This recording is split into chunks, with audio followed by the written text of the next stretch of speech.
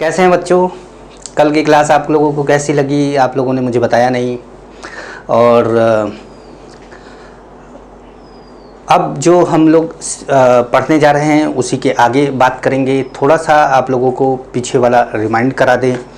अच्छा, कुछ बच्चे एटॉमिक मास एटॉमिक नंबर गलत लिख रहे थे, उनके लिए मैं बोल दूं कि वो लोग एटॉमिक मास एटॉमिक नंबर ये सारी चीज़ें एक बार देख लें बच्चों, देख के उसको सही करो। क्योंकि अगर आप एटॉमिक मास एटॉमिक नंबर में गड़बड़ करेंगे तो आपको प्रॉब्लम होगी, आप कैलकुलेशन में मिस्टेक करेंगे, है ना। तो ये बहुत छोटी सी बेसिक सी प्रॉब्लम है और इसको एक जगह पर एक पन्ने पर लिख कर सॉर्ट आउट कर लीजिए। छोटी छोटी सी प्रॉब्लम अगर आप दूर करते जाएंगे तो ये आगे चल के बड़ी प्रॉब्लम नहीं बनेगी, वरना यही आगे चल के बड़ी प्रॉब्लम बन जाएगी। और आप एक पर्टिकुलर सब्जेक्ट को बोल सकते हैं कि मुझे ये सब्जेक्ट समझ में नहीं आता, या फिर आप उस चैप्टर को बोल देते हैं या उस पार्ट को बोल देते हैं कि मुझे फिजिकल समझ में नहीं आता या मूल कॉन्सेप्ट समझ में नहीं आता। तो बात शुरुआत से ही होती है। शुरुआत से ही अगर आप गलत करते हैं, ठीक से नहीं करते हैं चीज़ों को, तो आप लोगों को प्रॉब्लम आती है। तो मैं अब ये चाहूँगा, मैं होप भी कर रहा हूँ इस बात पे कि आप लोग ऐसा करेंगे और आगे से ऐसी कोई गलती नहीं करेंगे।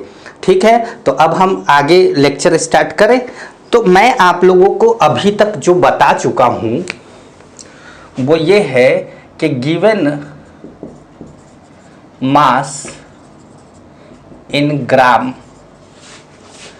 Of substance upon molar mass of substance. ठीक है, ये नंबर ऑफ क्या था? मोल्स था, नंबर ऑफ मोल्स था। अच्छा, नंबर ऑफ मोल का एक और फॉर्मूला हमने दिया, नंबर ऑफ सब्सटेंस और particle upon Avogadro number. Avogadro number के बारे में मैंने बोला था आपको कि आप अपनी सुविधा अनुसार इसको 6.022, 6.023, 6 इंटू ऐसा जो भी आपको क्वेश्चन आए उसके हिसाब से आप इसको चेंज कर सकते हैं ताकि आपका कैलकुलेशन आसान हो जाए। ठीक है, तो ये दोनों फॉर्मूले एक साथ आप रख सकते हैं। इन दोनों फॉर्मूलों से हमने जानकारी ली थी, तो एक क्वेश्चन करके तब आगे बढ़ते हैं। ठीक है, एक क्वेश्चन कर लेते हैं। तो जैसे आपको बोला गया कि find number of electrons in twenty gram D2O। क्या है बच्चों? D2O है। तो देखो D2O में सॉल्यूशन की बात करें सबसे पहले, तो पहली बात तो यह है कि नंबर ऑफ इलेक्ट्रॉन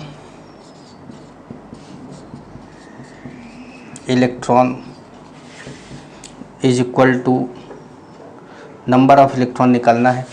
हमने बोला था कि number of particle is equal to moles of substance into number of particle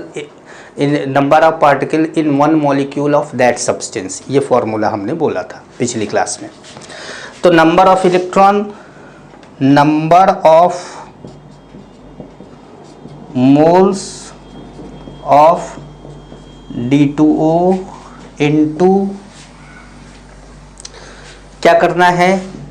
Avogadro number into number of electrons in one molecule of D2O। Number of electrons in one molecule of D2O। ठीक है, तो आप देखिए deuterium क्या होता है? Deuterium होता है 1D2। ठीक है, ड्यूटेरियम में इलेक्ट्रॉन एक होता है 1, प्रोटॉन भी 1 होता है और न्यूट्रॉन 2 - 1 1। जैसे हाइड्रोजन में जब हम हाइड्रोजन H लिखते हैं तो वो उसमें हम एटॉमिक मास 1 लेते हैं, एटॉमिक नंबर भी 1 लेते हैं, तो उस टाइम पर न्यूट्रॉन नहीं पाया जाता। लेकिन जब हम ड्यूटेरियम की बात करते हैं तो उसमें एक न्यूट्रॉन भी पाया जाता है। तो अभी तो हमने इलेक्ट्रॉन की बात करी है, न्यूट्रॉन की बात नहीं करी है। लेकिन अगर आपको कभी इन फ्यूचर न्यूट्रॉन के बारे में ड्यूटेरियम में पूछ दे तो बस ये बात का ध्यान रखिएगा कि ड्यूटेरियम में न्यूट्रॉन होता है लेकिन हाइड्रोजन में न्यूट्रॉन नहीं होता है। तो अगर हम ड्यूटेरियम में एक इलेक्ट्रॉन है 1 इलेक्ट्रॉन, ऑक्सीजन में कितना इलेक्ट्रॉन है 8 इलेक्ट्रॉन, तो 2 ड्यूटेरियम है 2 ड्यूटेरियम, तो 2 × 1 2 + 8 टोटल नंबर ऑफ इलेक्ट्रॉन कितना हो गया 10। तो number of moles of D2O कितना मास है ये 20 अपॉन D2O का मोलर मास कितना होगा।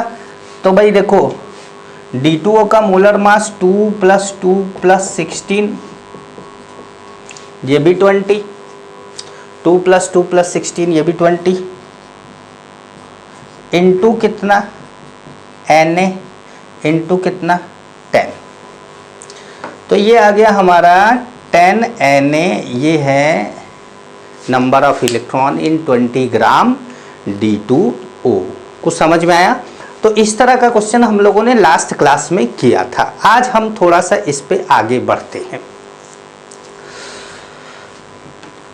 तो इसमें जब हम आगे बढ़ रहे हैं तो एक छोटी छोटी सी बातें हैं, पहले उस पे बात कर लेते हैं। जैसे मैंने आप लोगों को बताया था कि घर का नाम जो है वो, जैसे घर का नाम बाहर का नाम, मैंने बताया था ना पिछली क्लास में आपको कि मोल को अगर मोल एटम बोला जा रहा है तो वो क्या है कि ग्राम एटम बोलते हैं। मॉलिक्यूल के मोल्स बोले जा रहे हैं तो उसको क्या बोलते हैं ग्राम मॉलिक्यूल बोलते हैं। ये मैंने आपको 2 नाम बताए थे। लेकिन जैसे कुछ बच्चों ने पूछा कि क्या सर अगर हम 1 मोल इलेक्ट्रॉन बोले तो 1 ग्राम इलेक्ट्रॉन बोल सकते हैं? नहीं, ये केवल एटम, आयन एंड मॉलिक्यूल के लिए ही होगा, बाकी सब के लिए ये नहीं है। ऐसा नहीं कि 1 ग्राम इलेक्ट्रॉन बोल दो, 1 ग्राम प्रोटॉन बोल दो, ऐसे नहीं चलता। तो फिर तो 1 ग्राम चीनी बोल दो, 1 ग्राम चाय की पत्ती बोल दो, है नहीं, 1 ग्राम नमक बोल दो। तो बोलो कि सर 1 ग्राम नमक बोले थे लेकिन ये तो जो है हमको वो 1 ही ग्राम दिया, इसको तो मोल में देना चाहिए था। आप गलत केमिस्ट्री पढ़ा रहे हैं। तो बेटा पहली बात तो ये है कि कभी भी किसी भी बनिए की दुकान पे जाकर ये नहीं बोलना है कि भैया 1 मोल शक्कर दे दो, नहीं बोलना है। अपनी पढ़ाई लिखाई पे घमंड नहीं करना है, अपनी पढ़ाई लिखाई को अपने पास ही तक रखना है, क्योंकि ज़्यादा पढ़े लिखे लोग भी बेवकूफ़ माने जाते हैं। मार्केट में आप पढ़ाई का ढिंडोरा पीटेंगे तो लोग आपको बेवकूफ़ बोलेंगे। तो जहाँ जैसी बात हो, जैसे लोग हों, वहाँ वैसी ही बात करनी चाहिए आपको हमेशा। कभी अगर मान लीजिए कि आपके, जैसे हम बहुत छोटा सा एक एग्जांपल दूं कि हमारे मैं जब छोटा था 9th में पढ़ता था तो मेरे बगल में एक दादाजी थे, वो तो अब नहीं रहे, गुजर गए।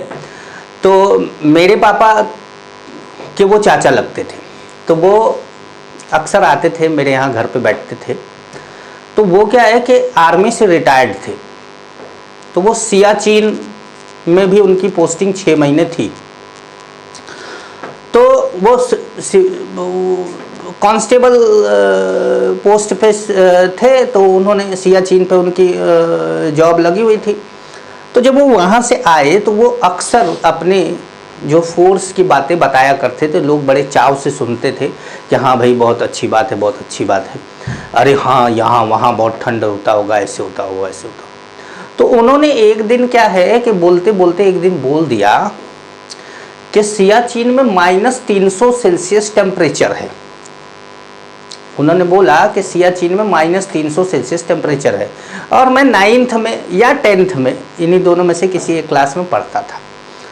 तो मैं बगल में ही पढ़ रहा था लालटेन जला के, क्योंकि हमारे यहाँ पे लाइट वाइट की उतनी व्यवस्था नहीं थी उस टाइम पर। मैंने अपनी इंटरमीडिएट की, हाई स्कूल की पढ़ाई लालटेन से ही करी। तो मैं वो पढ़ रहा था, तो उस समय मैं टपाक से बोल गया कि दादाजी 273 -273 सेल्सियस टेम्परेचर के नीचे पॉसिबल ही नहीं है।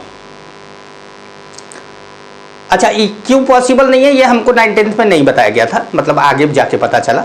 उस समय मैंने केवल यही बोल दिया कि -273 पॉसिबल नहीं है, हमारे टीचर लोगों ने हमको बोला था। तो उन्होंने यही बोला कि देखो ये हैं कल के, ये आज के लड़के, ये हमको समझा रहे हैं। वहाँ हमने देश की सुरक्षा में जो कितने वो उन्होंने बहुत सी चीज़ें बोली। अच्छा, हम चुपचाप सुनते रहे। फिर पापा ने भी मुझे बहुत डांटा। तो मुझे एक बात समझ में आई कि हर जगह पे अपनी पढ़ाई का ढिंढोरा नहीं पीटना है। तो आइए जरा सा आपको समझाएं। देखिए, अगर आप बोलते 1 मास of 1 atom, mass of 1 atom, तो ये क्या होगा? Atomic mass upon Avogadro number, ये ग्राम में आ जाएगा। ठीक है, इतना क्या हो जाएगा? ग्राम में आ जाएगा। जैसे एग्जांपल समझाए, जैसे मास of 1 carbon atom, mass of 1 carbon atom, तो ये 12 अपॉन 6 × 10⁻23, 6.022 है, हम 6 × 10⁻23 ले लेते हैं, अभी काम चलाते हैं। तो ये नियर अबाउट कितना हो गया? 2 × 10⁻23 ग्राम हो गया। ठीक है। अच्छा, अब 1/Na को बोलते हैं 1 AMU। 1/Na को क्या बोलते हैं? 1 AMU। तो अब जैसे ये क्या था? ये तो Na ही था ना, ये तो Na ही था। तो अब इतना तो क्या हो गया? 1 AMU हो गया। तो इसको हम क्या लिख सकते हैं? 12 AMU। 12 AMU। समझ गए? समझिए बात को, क्लियर कर लीजिएगा। AMU atomic mass unit, AMU Aligarh Muslim University नहीं, atomic mass unit, atomic mass unit. तो ये नहीं कि AMU का, हाँ AMU का नाम सुने हैं सर, अलीगढ़ मुस्लिम यूनिवर्सिटी, गलत हो जाएगा। चलिए आइए देखें, कुछ आइडिया देते हैं आपको। जैसे एटम,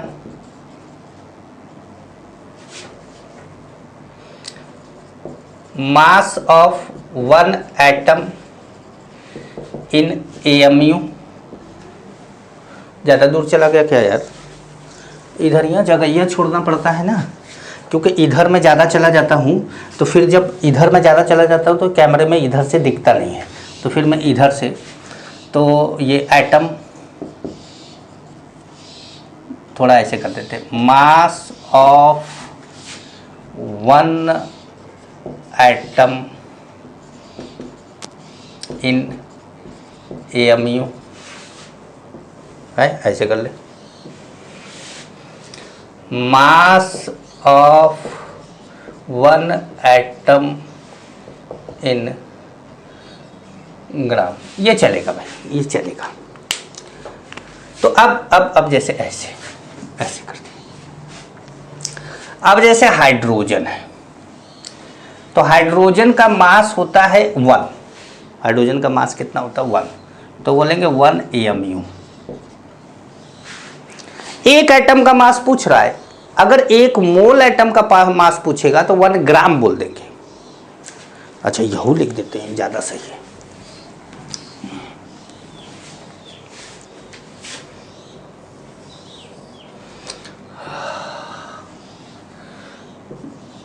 मास ऑफ वन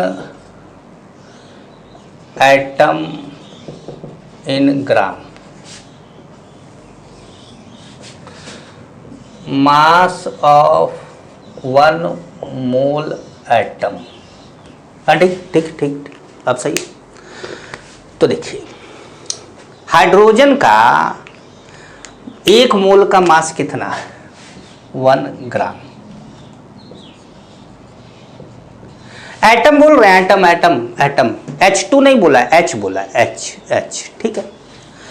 अब ये 1 AMU इज इक्वल टू, कोई भी चीज आपको अगर ग्राम में निकालनी है, एक एटम का मास ग्राम में निकालना है। जैसे 1 मोल का मास 1 ग्राम है, तो एक एटम का मास कितना होगा भाई? 1 मोल में एवोगाड्रो नंबर के बराबर एटम है ना, तो 1 मोल का मास 1 ग्राम है, तो एक एटम का मास कितना होगा? तो 1 में एवोगाड्रो नंबर से डिवाइड कर दो, तो हो जाएगा 1/Na।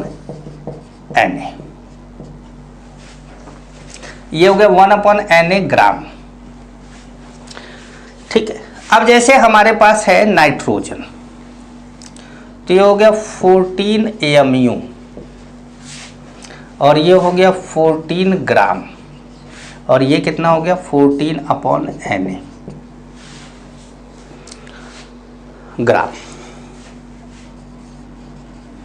देखिए ये एक एटम का मास है। अगर मैं एक एटम, जैसे एक एटम का मास है इतना, 2 एटम का मास इसमें 2 से मल्टीप्लाई कर दे, 3 एटम का मास इसमें 3 से, Na एटम का मास इसमें Na से मल्टीप्लाई कर दो, Na से Na कैंसिल हो जाएगा, 14 आ जाएगा। Na एटम किस में होते हैं? 1 मोल में होते हैं। आया समझ में? अब जैसे मान लीजिए बोल दिया ऑक्सीजन, तो 16 AMU, 16/Na, ये हो गया 16 ग्राम।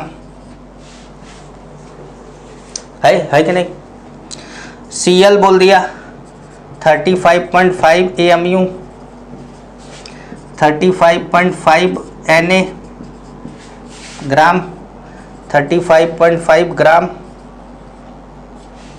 है समझ रहे हो? जैसे Fe बोल दिया, तो ये हो गया 56 AMU, 56/Na ग्राम, 56 ग्राम। समझ रहे? जब आपको एक एटम का मास पूछेगा तो आपको क्या करना पड़ेगा? मोलर मास में एवोगाड्रो नंबर से डिवाइड करना होगा। ठीक है।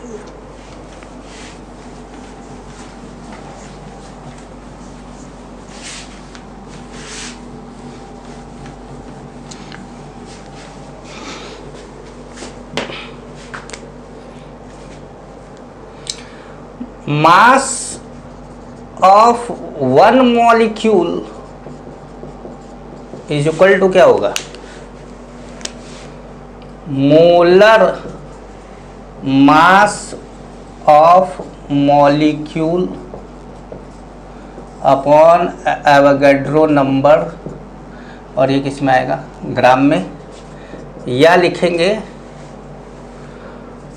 मोलर मास इन AMU, या तो मोलर मास को AMU में लिख दो। जैसे example, mass of 1 molecule water, ये कितना हो गया? 18/Na, या लिख दें 6.022 इंटू 10⁻23 ग्राम बोल दीजिए, या इसको 18 AMU बोल दीजिए।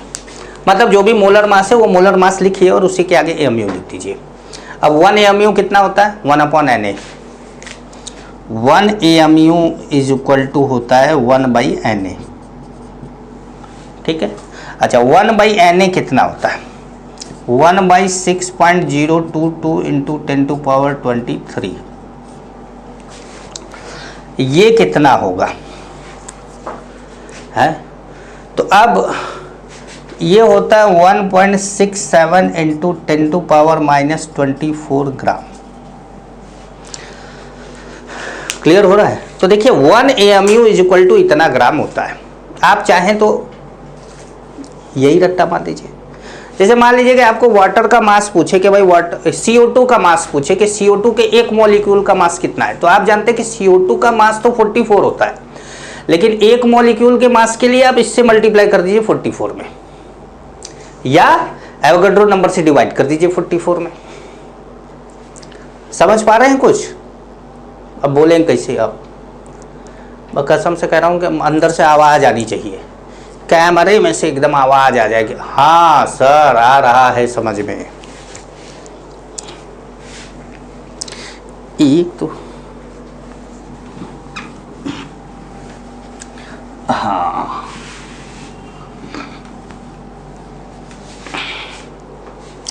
ठीक है भाई, चलिए तो अब जरा सा AMU से MU के आगे बढ़ते हैं और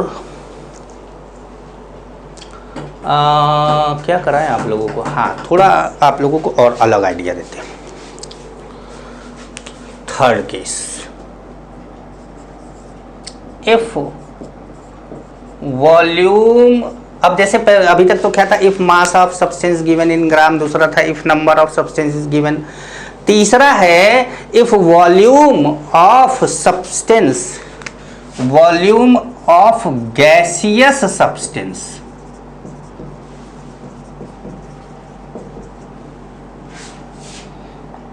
is given at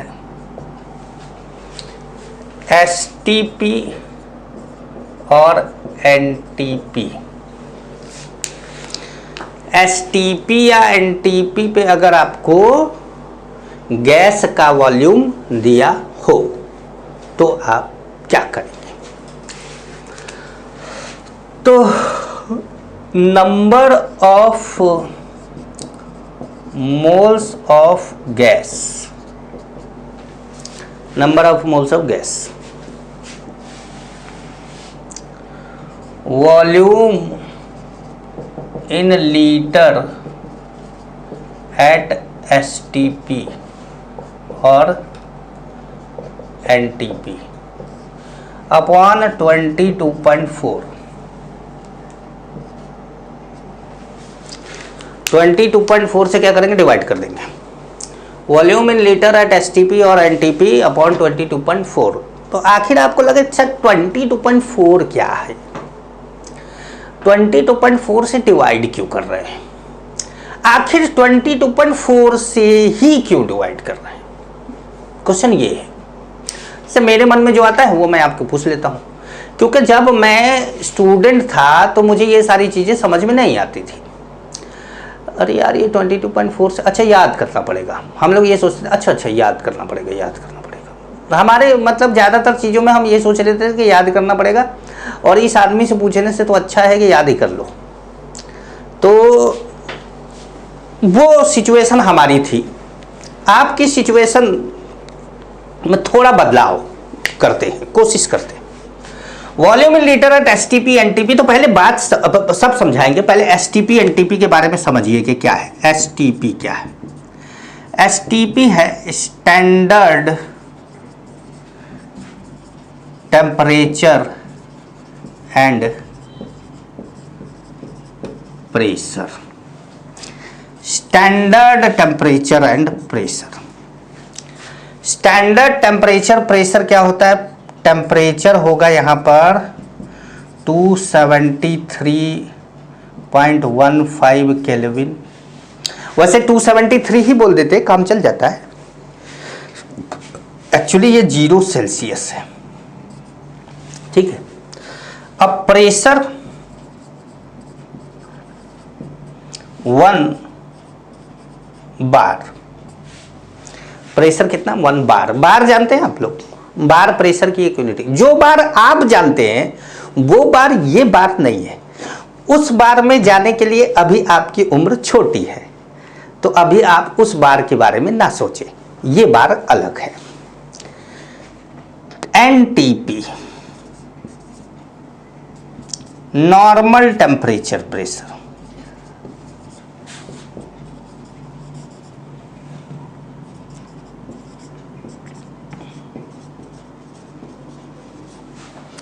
normal temperature and pressure क्या है? तो टेम्परेचर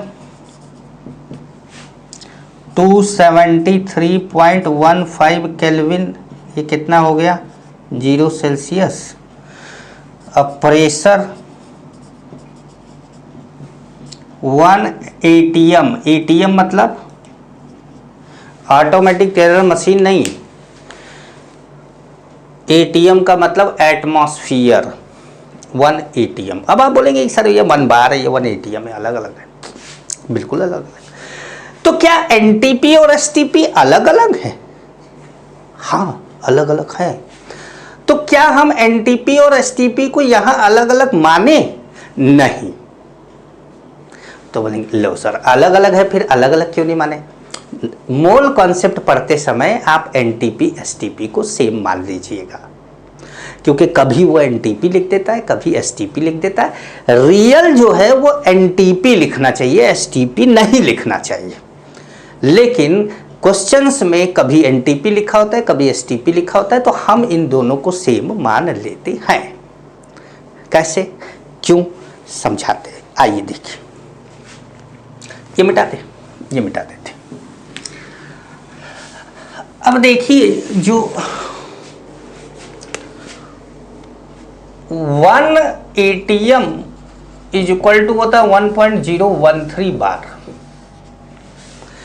अगर आप 1.013 को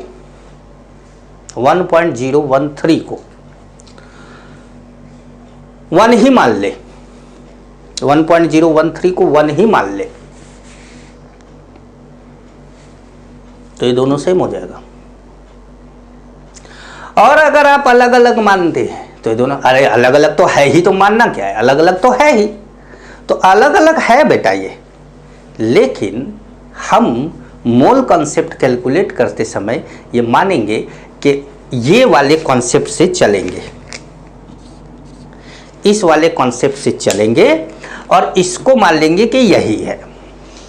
ठीक है, कोई दिक्कत, कोई परेशानी, किसी प्रकार की समस्या नहीं ना?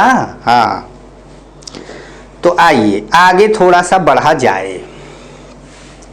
ये मैंने बताया आपको। अब मैं आपको ये बता, क्वेश्चन अभी भी हमारा वही है। क्वेश्चन क्या है? क्वेश्चन ये है, क्वेश्चन भूल गए होगे तुम लोग। क्वेश्चन ये है कि सर 22.4 से डिवाइड क्यों किया गया? हमारा क्वेश्चन ये है। तो आइए एक फॉर्मूला बताते हैं जिसका नाम है PV is equal to NRT। PV is equal to NRT, ठीक है, आइडियल गैस इक्वेशन है।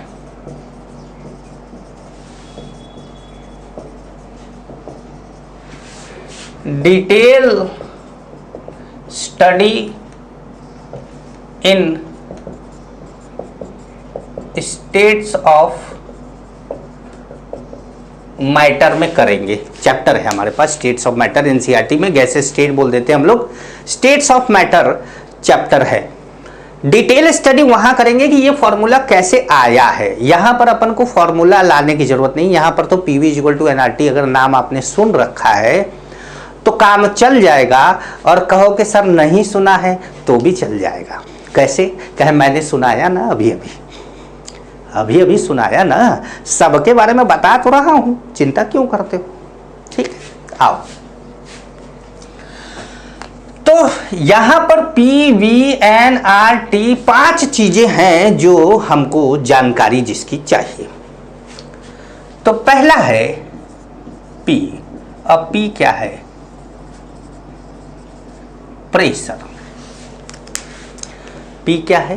प्रेशर। अब प्रेशर क्या होता है? बस प्रेशर वो होता है जो प्रेशर, जब फोर्स पर यूनिट एरिया, उसको प्रेशर बोलते हैं। हमको डेफिनेशन से नहीं मतलब, हमारा मेन यूनिट है। तो प्रेशर की यूनिट है 1 ATM is equal to 1.013 bar is equal to 1.013 into 10 to power 5 pascal is equal to 1.013 into 10⁵ newton per metre square is equal to 760 millimetre mercury is equal to 760 torr is equal to 76 centimetre Hg। ये सारी कहानी pressure की है। अब आप बोलेंगे sir ये कहानी चलो ठीक है, समझ में तो आपको कुछ भी नहीं आया। क्या सर इसको कुछ समझा सकते हैं? इसको हाँ समझा सकते हैं। कैसे? समुंदर के पास चले जाओ, समुंदर के पास, समुंदर देखे हो कभी? अब जैसे मेरे पास तो अलग अलग स्टेट के बच्चे पढ़ रहे हैं ना, तो कुछ समुंदर के पास वाले होंगे, कुछ रेगिस्तान के पास वाले होंगे। तो अब समुंदर के पास चले जाओ, एकदम जुहू पे, गोवा। कहे सर नहीं हम लोग भुवनेश्वर चाहे जहाँ चले जाओ, जाके समुंदर के पास एकदम किनारे पर, उसको बोलते सी लेवल। सी लेवल पे पहुंच गए तुम्हारे पास है एक बैरोमीटर। क्या नाम है उसका? बैरोमीटर, जिसके अंदर मरकरी घूमता है ऊपर नीचे। उस जगह पे समुंदर के पानी के लेवल पे आपने बैरोमीटर को ऐसे अगर पकड़ा हुआ है, तो जो मरकरी उठ के जाता है कि ऊंचाई पे जाता है कि कहाँ तक जाऊं, तो वो जाता है। तो उसका जो, जब उसको हम देखते हैं कि किस ऊंचाई पर है, तो वो जो ऊंचाई होती है वो 76 सेंटीमीटर होता है, नीचे से 76 सेंटीमीटर। तो 76 सेंटीमीटर मरकरी की हाइट को, अब जैसे वही चीज अगर आप पहाड़ों पे ले जाओ तो चेंज हो जाएगा, माइंस में ले जाओ तो चेंज हो जाएगा। तो कहने का मतलब है कि सी लेवल पे जो मरकरी की हाइट होती है उसी को एटमॉस्फेरिक प्रेशर बोला जाता है। अब जैसे मैं बनारस में रह रहा हूं, तो यहाँ पर एटमॉस्फेरिक प्रेशर नहीं होगा, लेकिन हम उसको प्रेशर को एटमॉस्फेरिक प्रेशर मानते हैं। पढ़ते लिखते समय हम एटमॉस्फेरिक प्रेशर ही मानते हैं उसको। अब अगर एटमॉस्फेरिक प्रेशर नहीं मानेंगे तो मान लीजिए कि क्वेश्चन आया, बोला गया एटमॉस्फेरिक प्रेशर, तो आप बोलोगे कि हमारे यहाँ का एटमॉस्फेरिक प्रेशर इतना है और शिमला का अलग है, चंडीगढ़ का अलग है, बंगाल का अलग है, उड़ीसा का अलग है, बिहार का अलग है, सबका अलग अलग है। तो पेपर अलग अलग सॉल्व कर दोगे तो एक एटमॉस्फेरिक माना जाता है, और वो क्या है? 76 सेंटीमीटर Hg। अच्छा, सेंटीमीटर को मिलीमीटर में चेंज करो तो कितना आ जाएगा? 10 से मल्टीप्लाई कर देंगे। अच्छा, इसी को एक नाम और बोलते हैं टोर, ये याद कर लो। तो ये प्रेशर का यूनिट है, ठीक है। अच्छा, ये तो ऐसा, ये तो वो वाली यूनिट है MKS में, पास्कल या न्यूटन, ये दोनों सेम है, ये दोनों सेम है। पास्कल को ही न्यूटन पर मीटर स्क्वायर बोलते हैं। तो प्रेशर की ये यूनिट है। अगर आपको मान लीजिए कि प्रेशर ये दे देता है, तो आप इसमें चेंज कर लीजिए, ATM में चेंज कर लीजिए, बना लीजिए उसको, ठीक है। जैसे देखिए,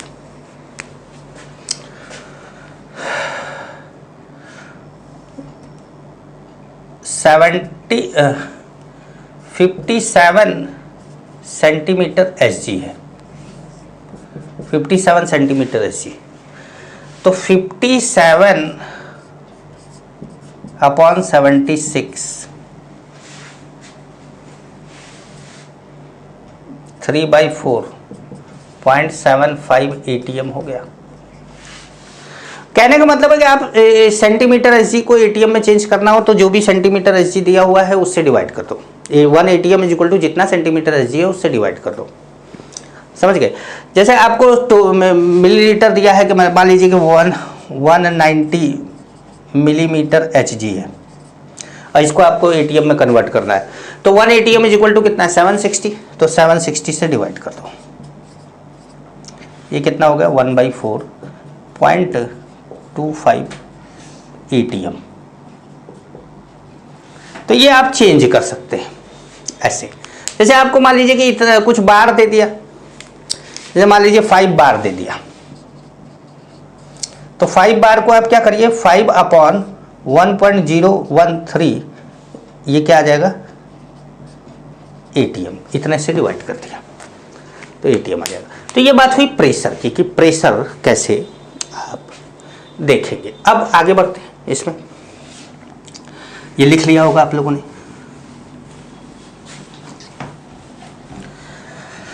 मैं आपको एक सिंपल सा फॉर्मूला बताना चाह रहा हूं, volume of gas in litre at NTP upon 22.4। बस उसी फॉर्मूले को समझाने की पूरी कोशिश। कई बार क्या होता है कि आदमी ज़्यादा समझाने के चक्कर में और घुमा देता है उसको। शायद ऐसा हो जाए तो कोई दिक्कत की बात नहीं है, क्योंकि ये चीज़ आपको गैसेस स्टेट में जब आएगा तो आसान लगने लगेगा, क्योंकि ये गैसेस स्टेट में आएगा। अच्छा, दूसरा है हमारा क्या, वॉल्यूम। वॉल्यूम क्या है, V है। अब देखिए 1 litre is equal to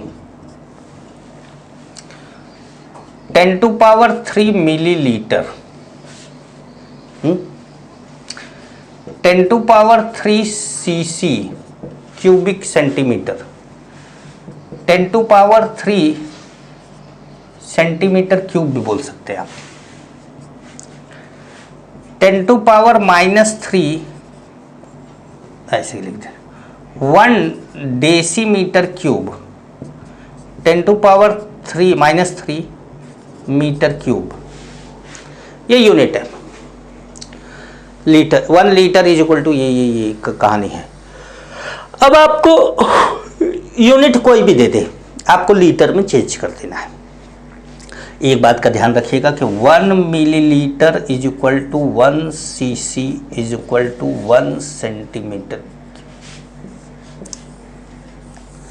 and 1 litre is equal to 1 decimetre cube.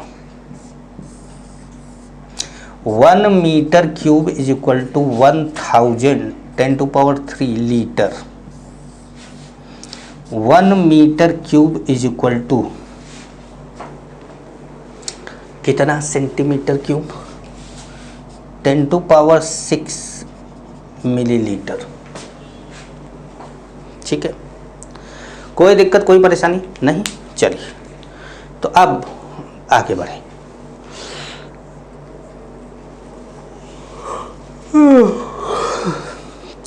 कर लेंगे आप, फॉर्मूला याद लिख लीजिएगा कहीं पर, है ठीक है। तो ये बात हुई वॉल्यूम की, कुछ वॉल्यूम भी हम लोगों ने जान लिया। अब तीसरे की बात करें तो तीसरा क्या है,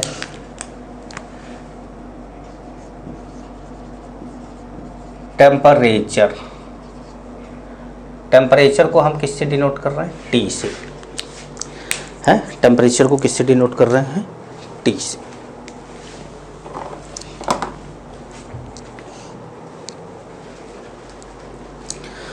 टेम्परेचर को T से हम डिनोट कर रहे हैं। तो T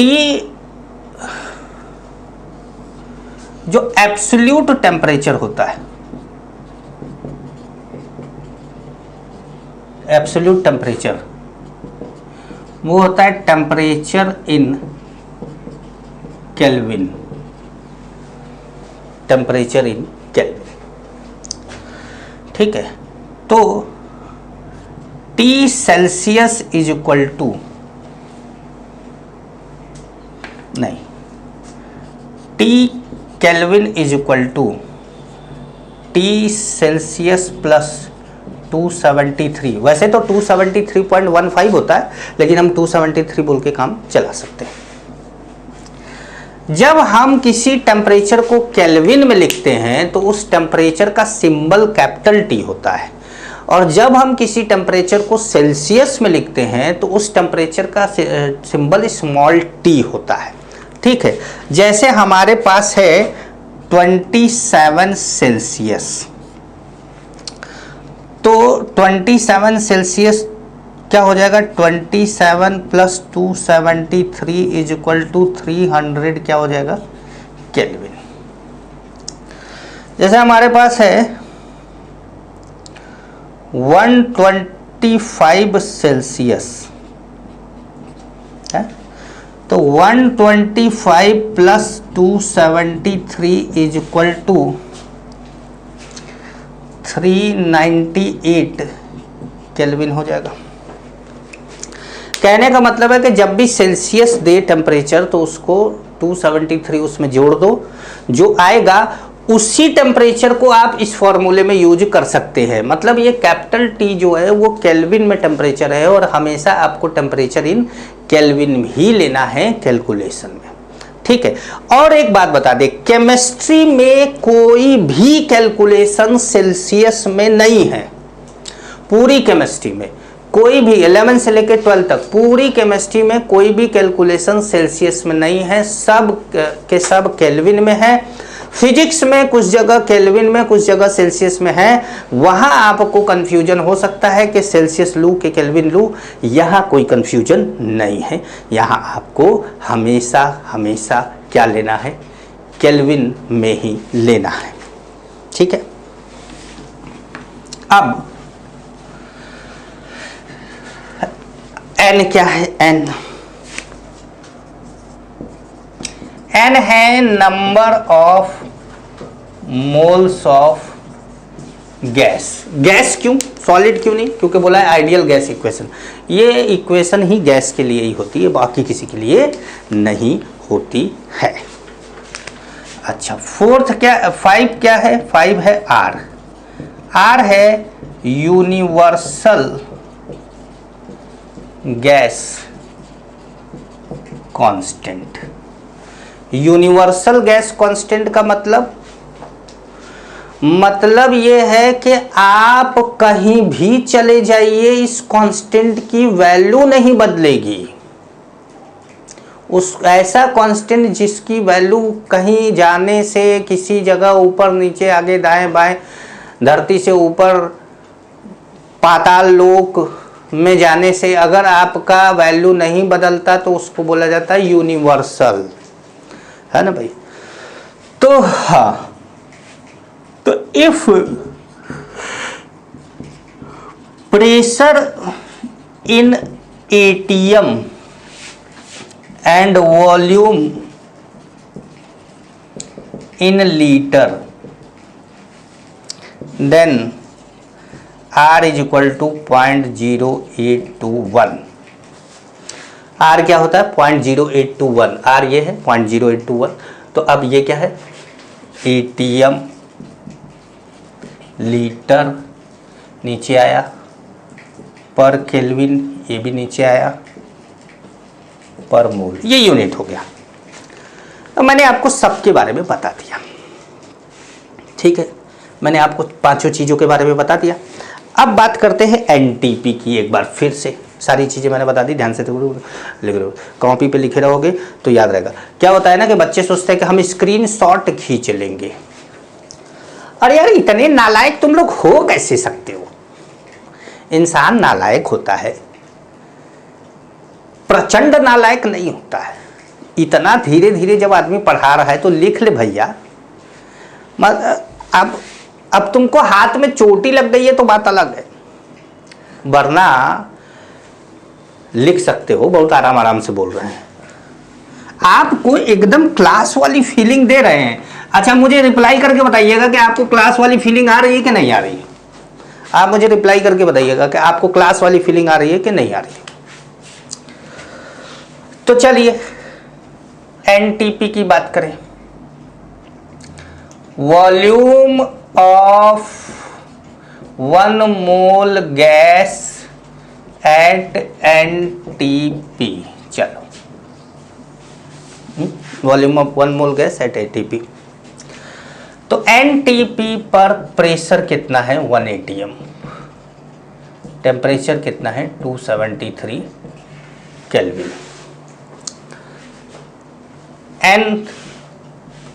एन की वैल्यू कितनी हो गई, 1। 1 मोल बोल दिया ना, तो एन की वैल्यू हो गई 1। तो P V is equal to N R T. तो V is equal to N R T upon P, ठीक है। एन की वैल्यू 1, आर की वैल्यू 0.0821 इंटू 273 अपॉन 1। अब आपको क्या करना है, इन दोनों को मल्टीप्लाई करना है। और जब आप इन दोनों को मल्टीप्लाई करेंगे तो आएगा 22.4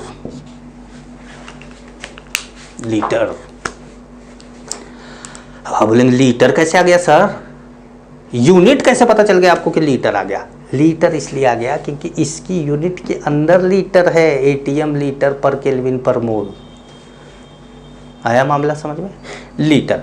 तो इसका मतलब है कि एक मोल गैस का वॉल्यूम 22.4 लीटर होता है, इसीलिए हम 22.4 से डिवाइड कर रहे थे। है कि नहीं? तो ये क्या है, मोलर वॉल्यूम ऑफ गैस है, molar volume of gas at NTP. Molar volume का मतलब volume of 1 mole gas, volume of 1 mole gas in litre at NTP है भाई। एनटीपी पर एक मोल गैस का वॉल्यूम 22.4 होता है। तो आपने बोला कि सर 22.4 से हमने इसलिए डिवाइड किया था। तो अब आप बोलेंगे सर फिर अच्छा एक बात और समझा दीजिए, अब फाइनल है कि सर इतना बहुत कुछ समझाए आप, और आप इतना चिल्लाए भी कि हमको दया भी आ गया कि नहीं भी समझ में आएगा तो हम ये बोल देंगे कि हाँ सर समझ में आ गया, क्योंकि आप बहुत चिल्लाए हैं इसमें। ठीक है, ठीक है। तो क्वेश्चन पूछ लीजिए आप लोग। तो आपने क्वेश्चन मेरे से ये पूछा कि सर अभी भी हमको ये नहीं समझ में आ रहा है कि एक मोल वॉल्यूम, एक मोल के वॉल्यूम से डिवाइड क्यों कर रहे हैं आप?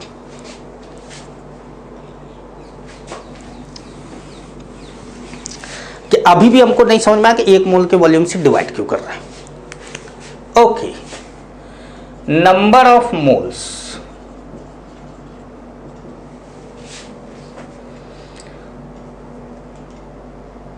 Given mass in gram upon molar mass, given number of molecule और एटम जो भी अपॉन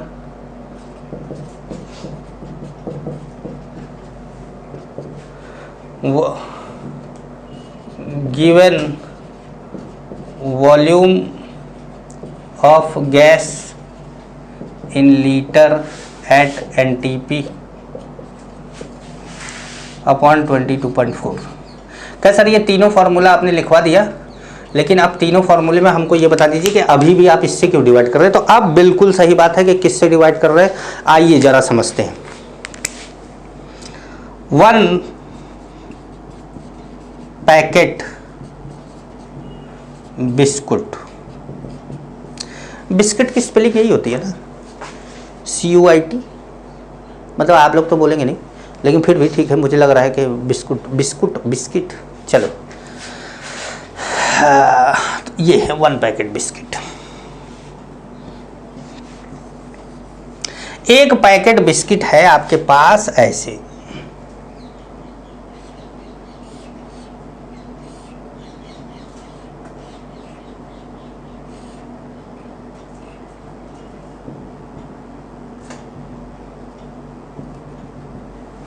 एक पैकेट बिस्किट आपके पास है पूरा,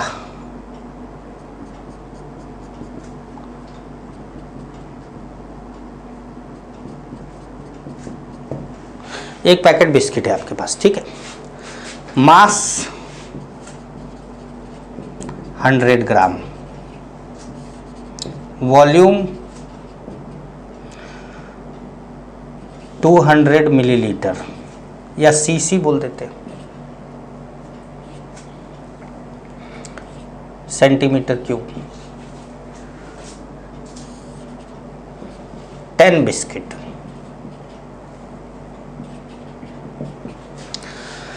एक पैकेट बिस्किट का मास 100 ग्राम है।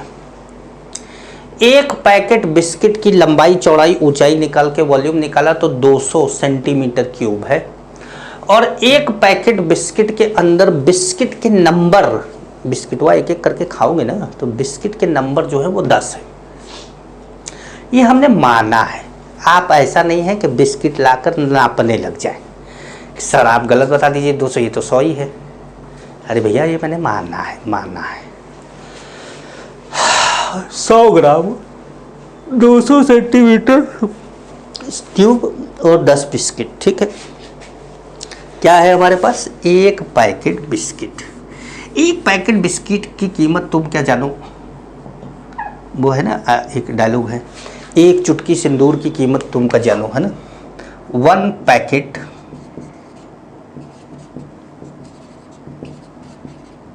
बिस्कुट है हमारे पास ये। अब मैं आपसे पहला क्वेश्चन पूछूं, question 1, how many packets in 2 kilogram biscuit? कितना पैकेट है 2 किलोग्राम में? तो आप क्या करेंगे, 2 किलोग्राम को पहले ग्राम में चेंज करेंगे और 100 से क्या करेंगे, डिवाइड कर देंगे। तो आ जाएगा कितना, 20 पैकेट।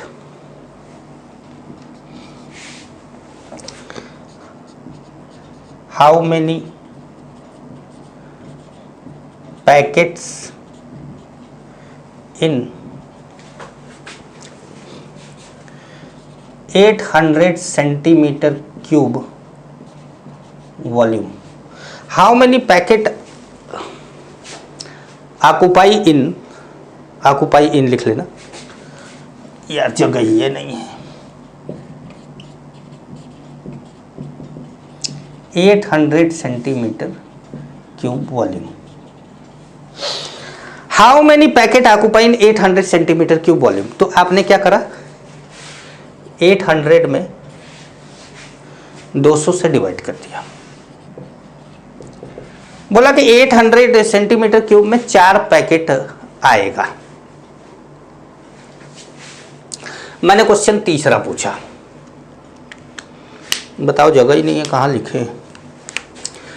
तीसरा question, how many packets are required for 130 pieces of biscuit? 130 biscuit के, एक बिस्किट आपको 130 चाहिए, तो आप चाहते हैं कि 130 पैकेट बिस्किट चाहिए, तो कितना पैकेट आप ले लें? तो आपने देखा कि एक पैकेट में 10 बिस्किट था, तो आपने 130 में 10 से डिवाइड कर दिया, कितना आ गया, 13 पैकेट। ठीक है, तीनों क्वेश्चन हमने लिख दिया। अब ध्यान से देखिए, जब मैंने मास दिया था तो आपने एक पैकेट के मास से डिवाइड किया। जब मैंने वॉल्यूम दिया था तो आपने एक पैकेट के वॉल्यूम से डिवाइड किया। जब मैंने आपको नंबर दिया था तो आपने एक पैकेट के नंबर से डिवाइड किया। एग्जैक्टली यही बात यहाँ पर, एक पैकेट। तो यहाँ हम एक पैकेट ना करके बोल रहे हैं एक मोल। जब मैंने मास दिया तो आपने एक मोल के मास से डिवाइड किया, मोलर मास। जब मैंने आपको नंबर दिया तो आपने एक मोल के नंबर से डिवाइड किया, एवोगैड्रो नंबर। और जब मैंने आपको वॉल्यूम दिया तो आपने एक मोल के वॉल्यूम से डिवाइड किया, जिसको हम प्रूफ करके बताए कि ये 22.4 है। समझ गए? तो आप मास, मोलर मास से क्यों डिवाइड करते हैं? क्योंकि ये एक मोल का मास है। आप नंबर में एवोगैड्रो नंबर से क्यों डिवाइड करते हैं? क्योंकि वो एक मोल में पाए जाने वाले नंबर है। ठीक है, और आप जब गैस, ये फॉर्मूला केवल गैस पे ही लगता है, सॉलिड लिक्विड पे नहीं लगता। तो आप 22.4 से क्यों डिवाइड कर रहे हैं? तो बोलेंगे आप कि क्योंकि वो एक मोल का वॉल्यूम है एनटीपी पर, हमें वॉल्यूम एनटीपी पर देगा तो हम 22.4 से डिवाइड कर देंगे। अगर एनटीपी पर नहीं देगा तब फिर हमको पीवी इक्वल टू एनआरटी से इसको क्या करना पड़ेगा, कैलकुलेट करना होगा। तो पीवी इक्वल टू एनआरटी से कैसे कैलकुलेट करना है इसके बारे में जानकारी आपको मैं कल की क्लास में दूंगा।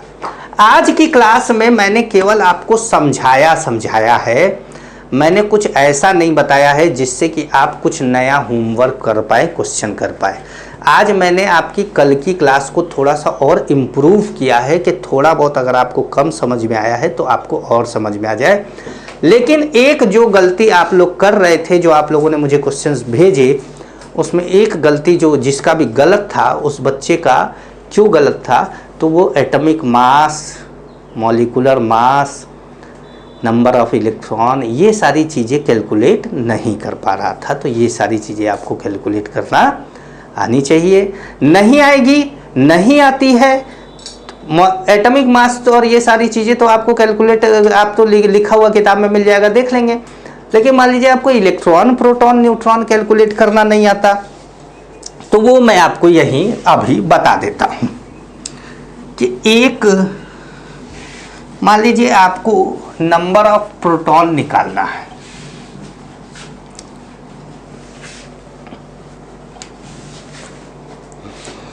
नंबर ऑफ क्या निकालना है, प्रोटॉन। तो number of proton is equal to होता है एटॉमिक नंबर, ठीक है। नंबर ऑफ इलेक्ट्रॉन ये होता है एटॉमिक नंबर माइनस चार्ज, और नंबर ऑफ न्यूट्रॉन ये होता है atomic mass minus atomic number, ठीक है। आइए समझते हैं, एग्जाम्पल ले लेते हैं। जैसे मान लीजिए आपके पास मैग्नीशियम है, इसका एटॉमिक नंबर 12 और एटॉमिक मास 24 होता है। तो इलेक्ट्रॉन कितना होगा, तो एटॉमिक नंबर कितना है, 12 है, और चार्ज इस पे कोई है नहीं है, 0 है, तो कितना आ गया, 12 आ गया। प्रोटॉन एटॉमिक नंबर कितना है, 12 है, तो ये 12 आ गया। न्यूट्रॉन, तो न्यूट्रॉन के लिए आपको 24 माइनस 12 करना पड़ेगा, और क्या आ जाएगा, 12 आ जाएगा। ये इत्तेफाक की बात है कि सभी 12 आ गए, लेकिन ऐसा ज़रूरी नहीं है। जैसे और एक और एग्जाम्पल लेके बताएं, ये आप लोग लिख लिए, इसको लिख लीजिएगा। जैसे मान लीजिए कि आपके पास है Al3+, तो आप जानते हैं कि एल्युमिनियम का एटॉमिक नंबर 13 होता है और एल्युमिनियम का एटॉमिक मास 27 होता है। जैसे कुछ बच्चे क्या कर रहे हैं कि एटॉमिक नंबर का डबल करके एटॉमिक मास बता दे रहे हैं। जैसे सोडियम का 11 है तो मास 22 हो गया उनके लिए, उनका जो है एल्युमिनियम का अगर 13 है तो मास उनके लिए 26 हो जाएगा। ये सारी चीज़ें अगर आपको स्कूल में बताई गई हैं तो ये गलत बताई गई हैं। ये सब मत करिए, किताबों में देख लीजिए कि मास क्या है, अंदाज़ा मत लगाइए। तो आपको बताना है प्रोटॉन, तो प्रोटॉन इसका 13 क्योंकि एटॉमिक नंबर 13 है। इलेक्ट्रॉन इसका 13 माइनस 3 क्योंकि इसके ऊपर 3 चार्ज है। और न्यूट्रॉन 27 माइनस 13 कितना हो गया, 14।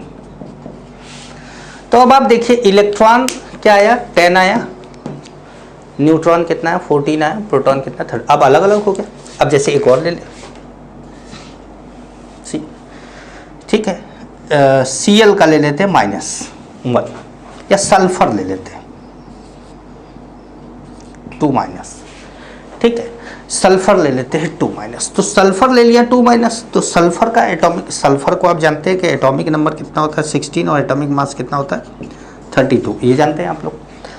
तो जब आप प्रोटॉन बोलेंगे तो कितना बोलेंगे, 16। जब आप इलेक्ट्रॉन बोलेंगे तो कितना बोलेंगे भाई, 16 माइनस -2, ये कितना हो जाएगा, 18। मैंने बोला था चार्ज को माइनस कर देना, अब चार्ज आपका प्लस में था तो आपने सीधे माइनस कर दिया, माइनस था तो फिर माइनस माइनस हो गया ना, तो ये हो गया। और न्यूट्रॉन, तो न्यूट्रॉन कितना है 32 माइनस 16 इज इक्वल टू कितना 16। तो इस तरीके से आप इलेक्ट्रॉन प्रोटॉन न्यूट्रॉन निकाल सकते हैं, आपको कोई दिक्कत नहीं आएगी, ठीक है। और अब हम लोग अगली क्लास में जब मिलेंगे तो हमने आपको आज PV इक्वल टू NRT जो बताया है उस पर थोड़ी प्रैक्टिस करेंगे, PV इक्वल टू NRT पे थोड़ी हम प्रैक्टिस करेंगे, ठीक है। नमस्कार।